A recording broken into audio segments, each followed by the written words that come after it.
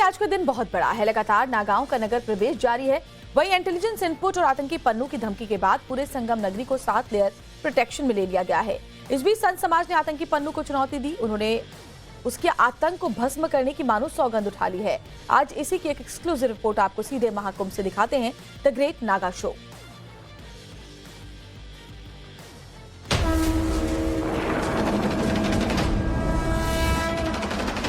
भोले जय शिव शंकर डोले अंबर धरा, विपदाई त्रिनेत्र अब खोल दे ओ शंकरा।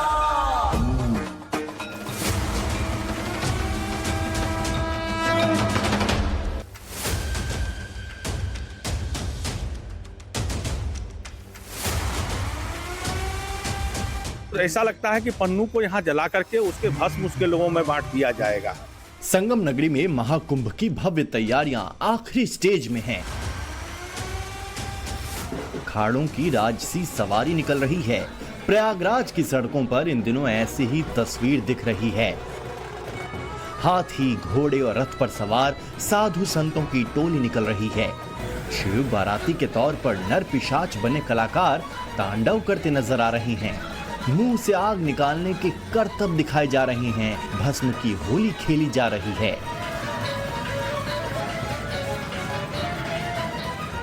आस्था के केंद्र महाकुंभ से आई इस अद्भुत तस्वीर को देखिए। यहाँ आस्था और विज्ञान का गजब संगम देखने को मिल रहा है। वीडियो में एक श्रद्धालु ने भगवान शिव का वेश धारण कर रखा है और भगवान शिव की तरह ही त्रिनेत्र से अग्नि निकल रहा है। सिर्फ साधु संत और नागा ही नहीं, अघोरियों की भी तस्वीर इस वक्त पूरी दुनिया का ध्यान अपनी तरफ खींच रही है। गले में नरमुंडों की माला और हाथों में ज्वाला, भस्म के साथ अजब गजब निराले डांस। पूरी दुनिया की नजर इन तस्वीरों के साथ साथ सनातन के सबसे बड़े समागम पर टिकी हुई है। जाहिर है आयोजन इतना बड़ा है तो सुरक्षा की चुनौती भी बड़ी है।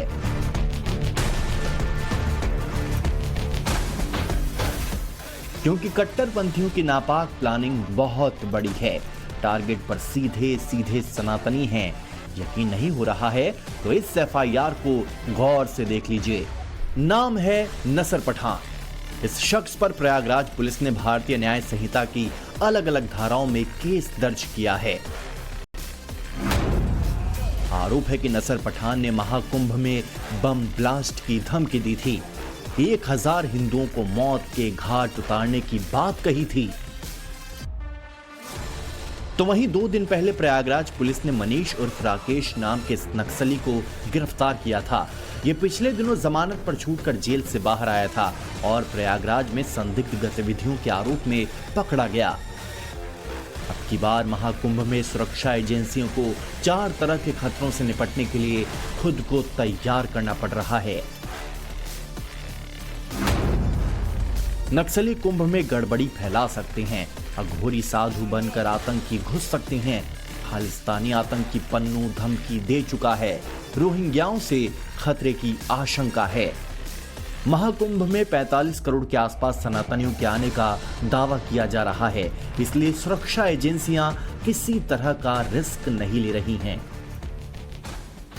महाकुंभ के दौरान श्रद्धालुओं की सुरक्षा सरकार की सबसे बड़ी प्राथमिकता है। हाल के दिनों में जिस तरीके से खालिस्तानी आतंकी की ओर से धमकी दी गई है और इसके साथ ही पाकिस्तानी आतंकियों के स्लीपर सेल के एक्टिव होने की जो खबर आई है, उसके बाद से मेला क्षेत्र में अब जो सुरक्षा व्यवस्था है वो बढ़ा दी गई है।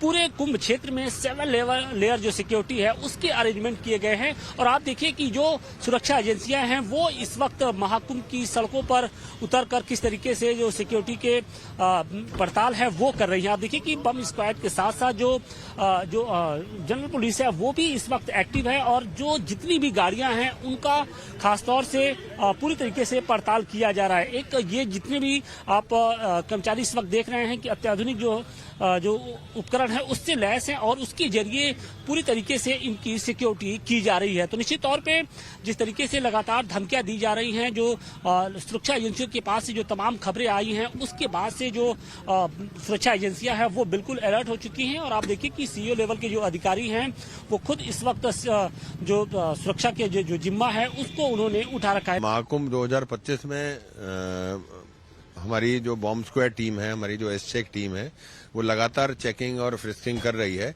तो चेकिंग फ्रिस्किंग हम गाड़ियों की भी कर रहे हैं, मैनुअली जो यहाँ पे श्रद्धालु आ रहे हैं उनकी भी हो रही है, और अलग अलग संसाधन से लोग आते हैं, कोई साइकिल से आ रहा है, कोई दोपहिया बाइक से आ रहा है, कोई रिक्शा से आ रहा है।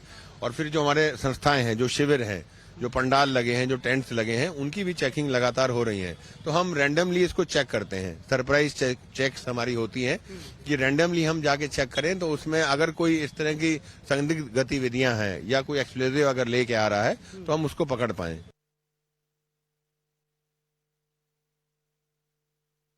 एक और सुरक्षा एजेंसियां महाकुंभ में हर थ्रेट को पूरी गंभीरता से ले रही हैं, तो वहीं संगम नगरी पधारे साधु संत पन्नू जैसे आतंकियों की गीदड़ भभकी से बेखौफ हैं। उल्टे आतंकी पन्नू को चुनौती दे रहे हैं।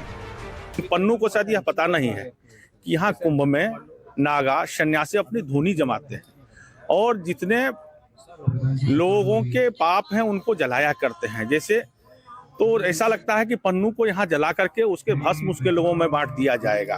पन्नू जैसे लोग यहाँ लगता है धुनी में जलने के लिए आएंगे, अगर आएंगे तो उसी धुनी में नागा लोग उनको जला करके भस्म कर देंगे और उनके अनुयायियों में वो बांट दिया जाएगा, वो भस्म के समान बढ़ जाएंगे और हवा में उड़ जाएंगे। साधु सन्यासी मोह माया से परे हैं, शायद यही वजह है कि उन पर किसी भी धमकी का असर नहीं हो रहा है।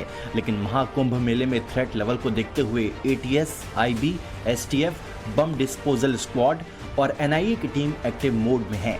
महाकुंभ के लिए 7 लेयर सिक्योरिटी प्लान रेडी है।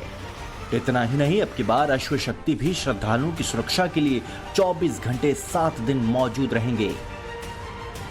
कुंभ की तैयारियां अंतिम दौर पर है। कुछ ही दिन बाकी हैं जब शाही स्नान की शुरुआत होगी।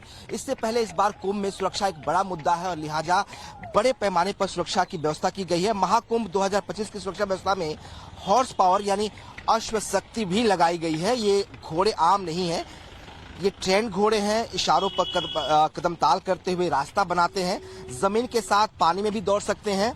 और इसीलिए जो मेले में क्राउड कंट्रोल की व्यवस्था की गई है, उसमें ट्रेड जो माउंटेड पुलिस वाले हैं इन घोड़ों पर सवार होंगे, वो चलेंगे। 130 जो घोड़ों के साथ जो है वो जवान अलग अलग इलाकों में पेट्रोलिंग पर निकलेंगे। देखिए इस वक्त जो है सुबह सुबह पेट्रोलिंग हो रही है और ये जो व्यवस्था बताई गई है, कहा जा रहा है कि पूरे कुंभ के दौरान ये रहेगी। करीब 130 जवान होंगे जो घोड़ों पे सवार होकर पूरे क्षेत्र में जो है आने वाले वीवीआईपी के बीच सबकी नजर नाथ संप्रदाय के शिविर पर है।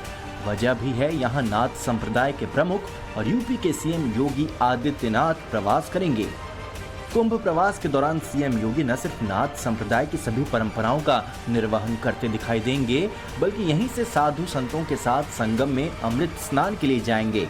इतना ही नहीं, इस दौरान इसी विशाल पंडाल से पूरी यूपी की शासन व्यवस्था भी चलाई जाएगी। हिंदुत्व के पोस्टर बॉय बन चुके योगी आदित्यनाथ की कोशिशों का ही ये नतीजा है कि महाकुंभ शुरू होने से पहले ही इसकी चर्चा न सिर्फ देश बल्कि पूरी दुनिया में होने लगी है।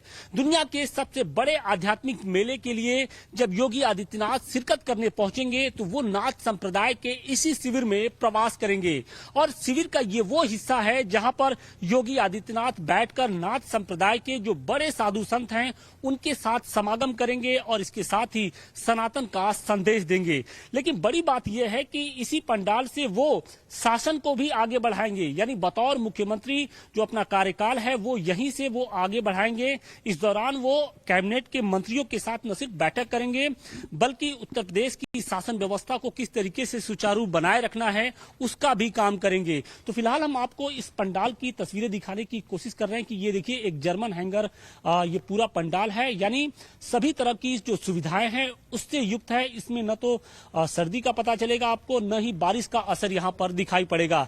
लगभग 80 बाई 100 के आसपास की इसकी लंबाई और चौड़ाई बताई जा रही है और इसी में बैठकर योगी आदित्यनाथ अपना जो सनातन का संदेश है वो देने की कोशिश करेंगे। महज 5 दिन का वक्त रह गया है जब धरती पर सनातन का सबसे बड़ा समागम शुरू होगा। मामला संगम नगरी आने वाले 45 करोड़ लोगों की सुरक्षा से जुड़ा है। सिक्योरिटी फोर्सेस का कहना है कि महाकुंभ में आने वालों को अपनी सेफ्टी के लिए पैनिक होने की जरूरत नहीं है, लेकिन उन्हें अपने आँख कान जरूर खुले रखने चाहिए। किसी भी संदिग्ध व्यक्ति, सामान या गाड़ी की सूचना फौरन कंट्रोल रूम में देकर कट्टरपंथियों के नापाक इरादों को समय रहते नेस्त नाबूद किया जा सकता है।